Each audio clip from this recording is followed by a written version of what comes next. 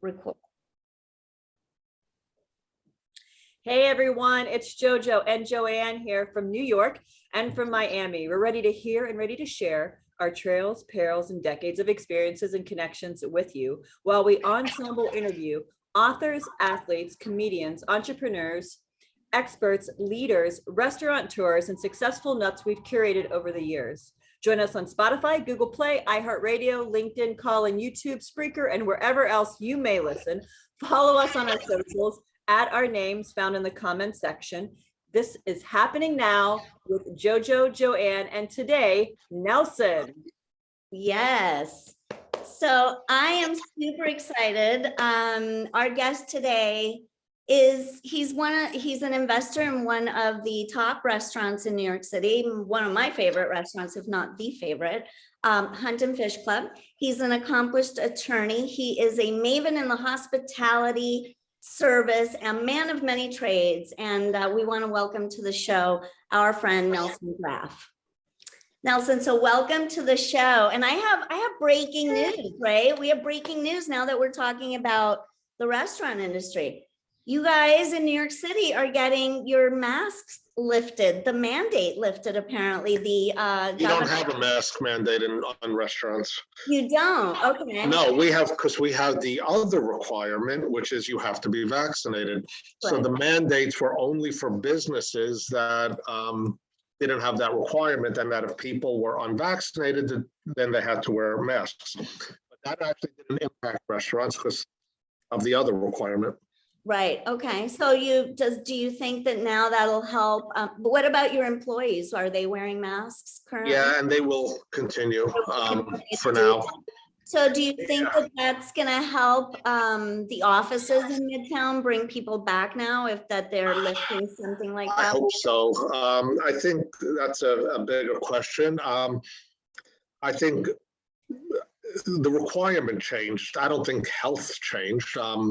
They just changed the rule, but I think there's a perception that if they're lessening rules, then at least some people think that the problem is similarly lessening. But COVID's only been only one of the reasons people haven't come back to the offices. There's also issues of cleanliness, crime, other things that are preventing a full redeployment of people back into their offices. Plus the mindset of workers getting very comfortable, not wanting to be in their office, and businesses having to balance happy employees versus, I guess, productivity or whatever else. So the virus is one, and at least in the recent past, not even the major one of the reasons that offices are very thinly occupied. Hopefully this is the start. Hopefully the major business players, the banks and the professions start requiring people to come back. What I'm hearing from the drifting in of customers is that it's probably going to be pushed to a 3-day a week instead of a 4 or 5 day a week requirement, which is pretty good. But the city has some work to do. It's very hard to force people in when they're afraid to go on a subway. And that is a challenge. Absolutely. Well, I'll tell you my experience right now. My mom is actually up there for work because she moved down here during pandemic, because of course you can work from home. She works with a financial institution, and she's over there this whole week. And you know what? She wouldn't stay in New York City. She stayed in Weehawken area, in the ferry area at one of the hotels. And she's taking the ferry to Wall Street every day and coming back. And because she's afraid to be in the city, because even down by her office, everything we hear down here in Florida is like, whoa, wait a second, and that scares me, because I definitely think that you guys need a big cleanup. Absolutely. Right. I'm old enough to remember when New York was even worse than it is now. But frankly, you need to be pretty old to remember New York worse than it is now. Like I remember the 70s quite well, and it was bad. But a very high percentage of the vibrancy of New York doesn't remember that. And back then, I remember you also avoided certain areas at certain times. I mean, going out to dinner in the theater district, you had to plan for safety. I mean, when you grew up here, it was just part of your thought process. It wasn't like, oh yeah, like it's just that's the way you were. I remember I used to go to a beefsteak Charlie's in Midtown all the time. It was a common like bachelor party, like the first stop on the bachelor party was beefsteak Charlie's, because it was cheap garbage. But when you don't have money, you eat cheap garbage, right? Yeah. And I remember like which garages were closest to the beefsteak Charlie. Like, I mean, you had to think that way because you didn't want to walk 4 blocks in Times Square to get to your car or however you were getting around. So we're sort of back to those days, and it's disturbing because in my mind it was somewhat unnecessary, but it's where we are. So is it as bad now as it was then? Probably not. But if I'm comparing to where it was 5 or 10 years ago, it's sort of laughable where we've gotten ourselves into. Yeah. Yeah. And I feel like I kind of started to see that decline, about 5 years ago for sure. Right. Yeah. I remember speaking to one of my partners, Mr. Scaramucci, you know him. Yeah. Right. And I said, Anthony, I go, I can't put my finger on it, but do you feel as safe walking around the streets as you used to? Just, wasn't the massive overhaul that we've seen. It was just like a gut instinct of somehow I just don't feel as secure as I used. And he goes, absolutely not. And I couldn't pinpoint why or how, but he said the same thing. No, I don't have the same. Like you remember in New York, you were able to walk around at 3 a.m. on your phone, oblivious to your surroundings, and you were fine. Yeah. Like now, you don't. You walk around on your phone, but you're looking around. Right. You can't be oblivious anymore. I totally hear what you're saying. Your comments really resonate with me, Nelson, as far as 5 years ago, not really being able to identify or put your finger on it. But I always thought then there was such a influx and such a mass migration. I just felt that the city was so big. It was as populated as ever, all hours of the night and day. And you had all kind of elements, all kind of personalities. And I think that, to say it was an international city, but then I totally know what you're saying 5 years ago. I felt there was just a high volume of everything, and just that sheer volume and that uncertainty of what that influx and that volume was going to do. You were bumping into people at 12, 1, 2 a.m. in the morning in certain neighborhoods, and it was just kind of odd. Yeah. And right, and it's deteriorated. And certainly the pandemic accelerated the problem, but it didn't create the problem. Whoever says it did is just using it as an excuse. It did not create the problem, it accelerated it. Yeah. Where do you see, I had this conversation so many times. Going forward, I do think the city's going to come back. It's going to look much different. What's your thoughts on that? Do you think that, we're almost at about 50% street level, ground level of commercial zoning is about 50% open. It's either open for rent, lease, or sales. So we have that going on. So I do think it's going to come back, but I think it's going to look much different. And I think it might be a bit even more residential than it is. And are you going to have a lot more companies and corporations just having fewer footprints of real estate? So where do you think we're headed? So now you're touching into my real job, which is real estate. Everything else, what everyone knows me for the restaurant is my hobby. My real job is the real estate. Yeah. Right. But I love talking about my hobby because I consider my real job. I want to talk about somebody's job, right? Hobbies are much more fun. Let's do it. Let's go about the real estate. So I'll start with New York. Will come back. It is a unicorn. There is no other city in America like it. It's the only city in America, I believe, that's not replicable. Yep. Right. To the rest of the world, New York represents America. When you think of America, you think of New York. And when you think of New York, you think of Times Square and Broadway. This is just the trickle, and that will never, ever change. So the question is, as a given, when will that happen? And I think it'll take a lot, and what it'll look like. First of all, I think Eric Adams is a great start. Good, I'm glad to hear that. Glad right? to- I know Eric. I helped support Eric. I did some fundraising events for Eric. And no, even though I know him peripherally for many, many years, I hadn't spoken to him in quite a while. And then I reached out early in his campaign when he was like in 5th place or something. And I said, like, I really care about the city, partly because I live around it and partly because of the business. And I said, of this list of candidates that I'm staring at, like, I really care who wins this election because the city is in a bad spot.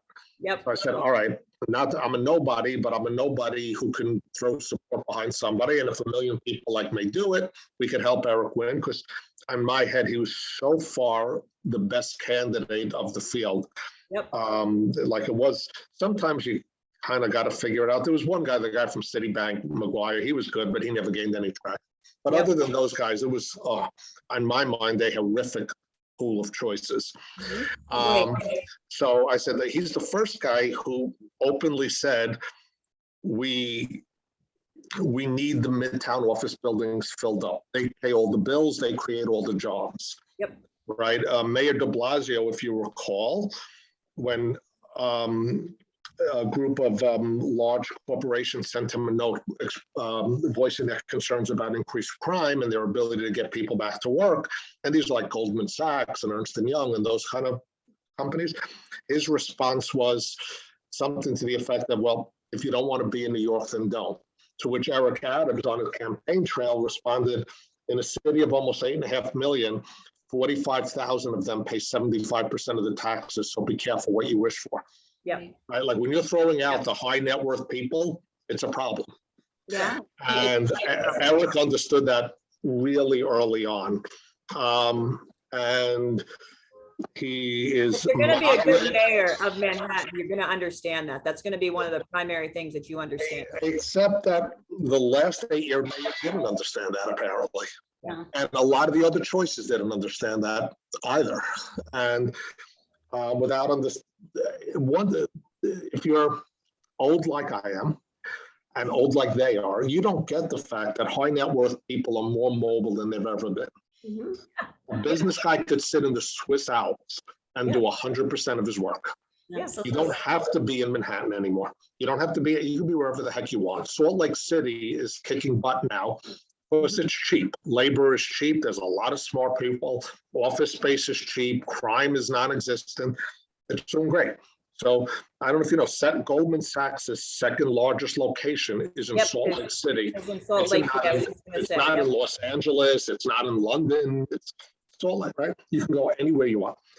If you don't understand that, it's a problem. Having said that, you never heard anybody on Broadway ever say, boy, I can't wait to get to Nashville or Moscow, right? There's still only one Broadway. That's right. The Yankees aren't leaving. Like New York has things that don't, hold on, let me get rid of this. I'll have to shut the ringer. Hold on. Okay. I told somebody not to call me until after 12:30 or whatever. Okay. People don't listen. Until the Yankees move to Nashville, until Broadway goes to Cleveland, Manhattan is going to come back. It's only a question under whose administration and what's it going to look like. Will it have more residential and less offices? Maybe. They're not going to go anywhere. Like Goldman Sachs, they're not leaving New York. Might they shrink their footprint? Maybe. That's okay. They're shrinking their footprint, right? Right. Pricing. Building pricing might have to be adjusted. Commercial rents might have to be adjusted. The market will figure that out at some point. But it all ties into the desirability. So first, you need political decisions made to increase desirability. Mm-hmm. The pandemic will do what it'll do. Eventually, it'll be behind us in whatever form that looks like. Probably just it's here, deal with it, let's move on. Sooner or later, people get around to that. And then it's going to be, we can't put everybody on above ground buses. We need subway. Like New York can't exist without a subway system. You got to clean it up, right? It doesn't work. There's too many people moving too many miles above ground. You need them underground. So common sense, whether it's this May or the next, sooner or later, you got to sit there and say that people are afraid to ride on the trains, the city collapses. And this will all happen, whether it happens under Eric Adams or the next guy or the next, I don't know. It'll happen because Manhattan it's just too desirable. Sooner or later, it really is, like I said before, it's the only unicorn in America. Like America could live without, use Nashville. It could live without Nashville. Nashville's a great city. I love Nashville. I go there a lot. If Nashville, okay, right? Nobody in Indonesia goes, I can't wait to go to Nashville when I visit America. It's not what they're saying, right? No, we comprise, right. In the international conversation, New York City is a lot of that conversation, is a lot of that identity. Right. Right. In Manhattan, I said there's two centers of the world in my mind, Broadway and the Wall in Jerusalem. Those two spots could battle out over what is the center of the universe, but it's one or the other. And so might those buildings become residential? Sure, I've heard everything from they may become growing farms for marijuana. Who the hell knows? But it is going to be desirable. Rents have already come back to where they were or higher than pre-pandemic, which I so don't understand, but they are. Yeah. Buying apartments, buying condos, residential space. It depends on the price points. Yeah. In certain price points, yes, and other price points, no. So the units we own in Manhattan are renting for amounts more than we ever thought we'd get, but our costs have also gone up more than we ever thought they would. So it really still doesn't work for us. Right. But We here in Miami, we have that, I became a realtor while I've been living down here as well. So we'll talk after this, but we have the highest rental market in the country right now. So I think the reason why is there's no caps on rent. So an apartment in Brickell that was renting for $4,000 is now double that. It's $8,000. And it could keep going up, and it's because people will continue to pay for that. Strange enough, the Miami market now had to get used to in these last 2 years to a domestic environment, because they were just used to international, all international, right? The tourism, everything for the most part. I mean, not that we didn't get other places, but it has completely become, Arizona and Texas and people coming from other states because there wasn't any other choices at the time. And it's a different world, right? Yeah, absolutely. it is, and I also think and I love Florida market, by the way. We bought a small building, Vero Beach, not that long ago. But I think Florida is also setting itself up for problems down the road because of the disorganized growth and the no taxes. I think it's setting itself up for some issues. Let's call it 10 or 20 years from now, but that's a different conversation. Well, as a New Yorker, it takes a minute to get used to life down here, as beautiful as it is, because the mentality is completely Of course, and that's all, but I guess it's with people become a need for resources. And as you develop an aging population, the need for resources increases.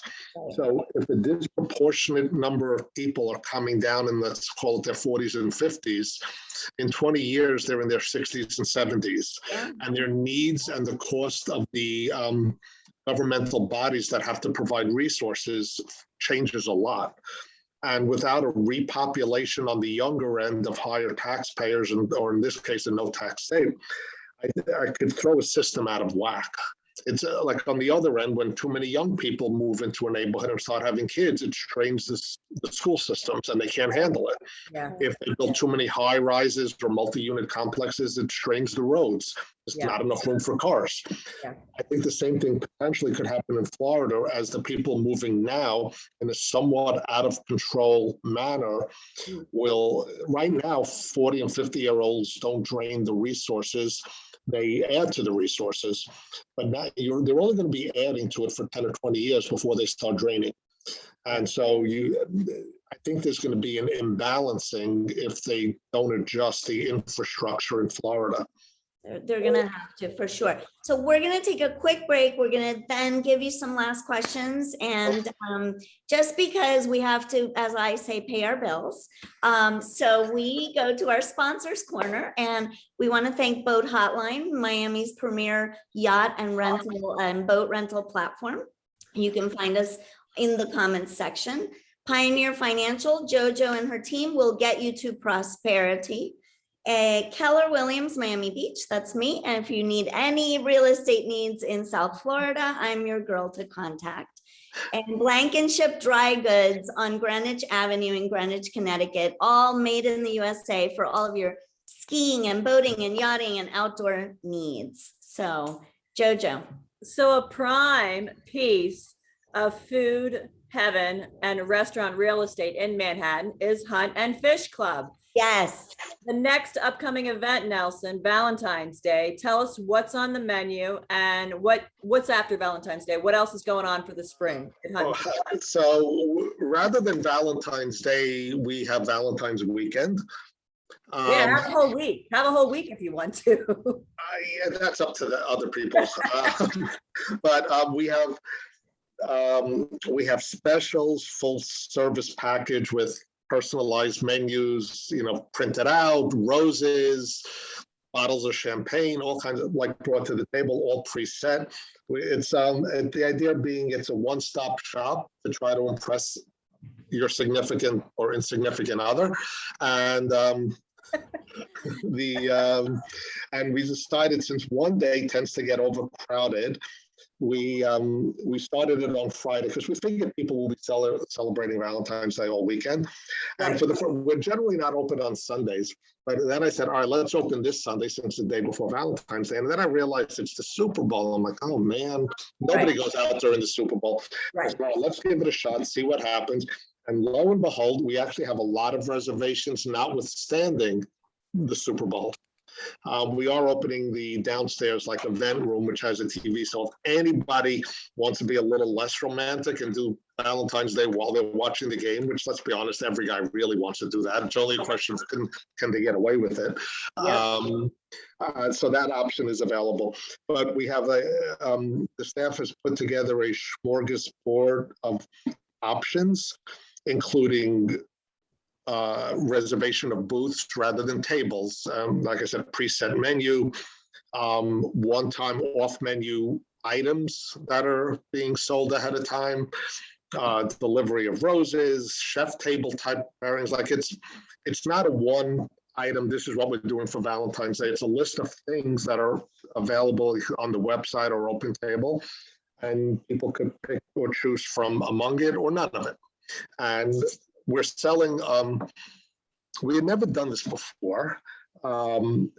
It's actually doing better than I guessed it would. It's when it comes to marketing, I'm not the best. My staff is apparently much better at this than I am, so I let them do what they do. And it's working. So we're open for dinners Friday, Saturday, Sunday, Monday for Valentine's Day. After Valentine's Day, we started before Omicron and we had to shut down again. We started a cabaret in our downstairs area. We put in spotlights, upgraded the sound system, and we started to do Broadway themed cabaret and had actual Broadway performers come perform there. And it was spectacular. We actually had the current Phantom from Phantom of the Opera perform with his girlfriend, who is, she was in Mamma Mia and Beautiful. We've had we've done 4 shows so far, all with Broadway performers. So while we're still using it for corporate events, we're supplementing corporate events with we call it the Underground at Hunt and Fish Club. And it really acts and looks and smells like a cabaret. And we, serve dinner and drinks and whatever. And it seats up to 45 people. But imagine listening to the star of Phantom of the Opera sing for 40 people. It's like he's singing in your living room. It's kind of cool. Absolutely. Yeah, that intimate experience. So I love the package idea for Valentine's. You're trying to do as much as possible. The roses, the add-ons, the food, everything. Yes. The experience events, fantastic. Ideally, if you survey and if you poll a concert goer and a music and a concert aficionado, they will say number one is an intimate venue of 75 people or less, and a very nice, warm, intimate venue is where they would want to spend time with, Yeah, and it was, so pre-COVID, like you guys were at the downstairs, you remember what it looks like, the one we call the Many blue room? events, yeah. Yeah. Right? Yeah, you've done a bunch of it. And I always thought it looked like a music venue more than a corporate dinner venue. Yep. Just, I Absolutely. didn't plan that when we built it, but I always thought that's sort of what it looked like. And it was always on my list of like, someday I'm going to try that. Yeah. And then when the whole COVID came down and we all suffered, I lost a couple of family members a couple of years ago. I'm sorry And to hear that. thank you. Yeah, April of 20, I lost two. And I always said, like, I don't know if you're allowed to curse on your podcast. Yes, you can. Go ahead. Go right ahead. I said to myself, like, what the fuck? When are you going to do it? So just do it. Right? Yeah. So I always wanted to turn it into a music venue. Like, fuck it, let's go. So we did. And I had no idea whether it would work or not. I really had no idea. My staff thought I was crazy. And I'm not sure they're wrong, but nonetheless, it worked really well. To the point they said, this might have been like some of the most fun nights they've ever had. We had, not exactly on point, but in the second week of December, we had an Andrea Bocelli concert at the restaurant. Oh my God, that's amazing. Yeah, he performed for about an hour. Yeah. That wasn't downstairs, it was upstairs, so a few more people got to see it. Yeah. So one of the things you take for granted in New York, right, is because there's a lot of them, is the Broadway people in their genre really are the best in the world. Yeah, You just don't think about them because they're all over the place, because we're in Manhattan and that's where they are. Yeah. But, Yeah. like, they really are good at what they do, like really. They're live every day and they're physical every day. And that takes a toll on your body. As a professional ballerina for New York City and Pittsburgh, it's live. There's no editing. There's no retaking. It's live and it's physical and it's manual every day on your body. And those Broadway performers, a lot of them are doing 2 shows, right? On Thursday. Yeah, on Saturday, yes. They have a rotation. They have a rotation, but it's still, And they sometimes they're not even working. There's between shows also. Yeah. And so what I learned is that they are willing to do private stuff at a very reasonable price to let the venues actually be successful, keep costs reasonable. Not Andrea Bocelli, that's a different story. Yeah. But like when we did New Year's Eves, which we always do, we often had a guest. Yeah, it was a great night. We had some pretty big stars, but we also had some lesser known Broadway people, and we have a really good band. Like I would describe the band we have as below Broadway, above bar mitzvah. So it's somewhere in between, right? They're really, really good. And then you listen to them and you go, wow, they're amazing, right? And then the Broadway performer comes on. We'd always bring someone to do a handful of songs who just finish their show for the night. They come over and they sing.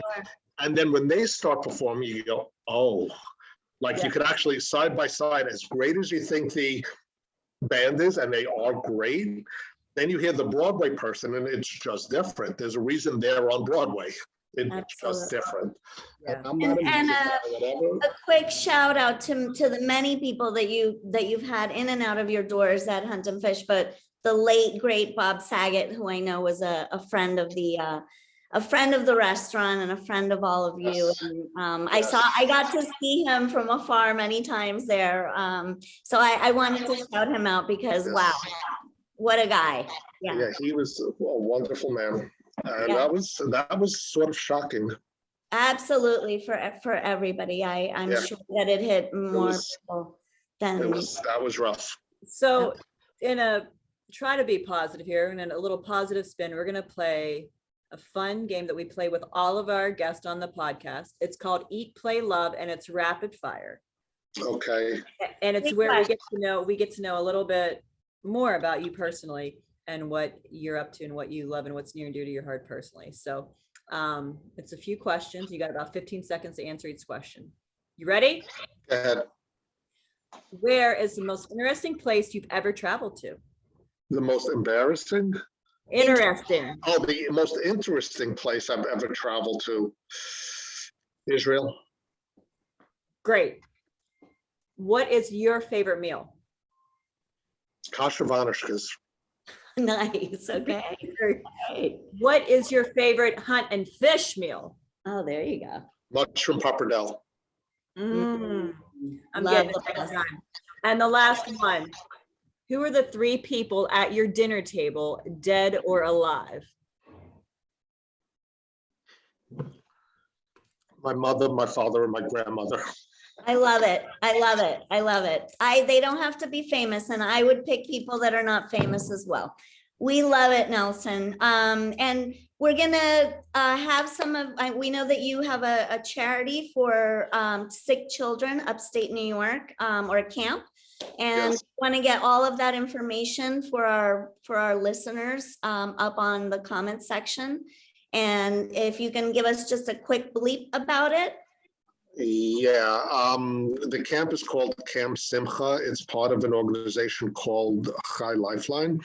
And the organization does a lot of things, from kind of a make-a-wish type of a component to fighting with insurance companies denying coverage for your kids so the mom and dad could focus on their kid and they'll deal with the insurance companies. One of their centerpieces, they have support groups for siblings of sick children who are often ignored because the parents have to spend as much time as they do on the child with needs. And that takes its toll on the healthy kids. As you mentioned, there's a camp upstate New York for incredibly spectacular camp that they never charge. Everyone who goes for free, rich or poor, they don't ask. It's 2 weeks boys with cancer, 2 weeks girls with cancer, 2 weeks boys with everything but cancer, and 2 weeks girls with everything but cancer. The different reason they separate it based on cancer is different doctors that have to be on staff. Thankfully, the cancer kids tend to be the healthier ones because most kids with cancer get better, thankfully, but unfortunately not all. The everything but cancer are actually much sicker, deformities, like stuff that is, ailments. And they're just a spectacular thing. And every summer I go there. I haven't gone the last 2 summers because of COVID restrictions, and because obviously these children are at risk, so there were really no visitors.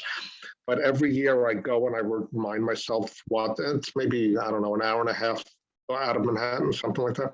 And I go and I remind myself why I'm committed to them and the work they do. They're spectacular. And the reason kosher is there are a number of camps for the bulk of the population to go to. But if somebody happens to be an observant Jew and wants to participate and normalize their kids' summer, they'll have a choice of either not following the religion or not participating, because the dietary restrictions are for them meaningful, right? So then they're left with those 2 choices, either not follow what they believe or not participate for their kid. So this is sort of a one and only one place where they could handle kids of that ailment. And I love the idea that everything is free. So no part of when you want to send your child there, no part of it is, can you afford to come?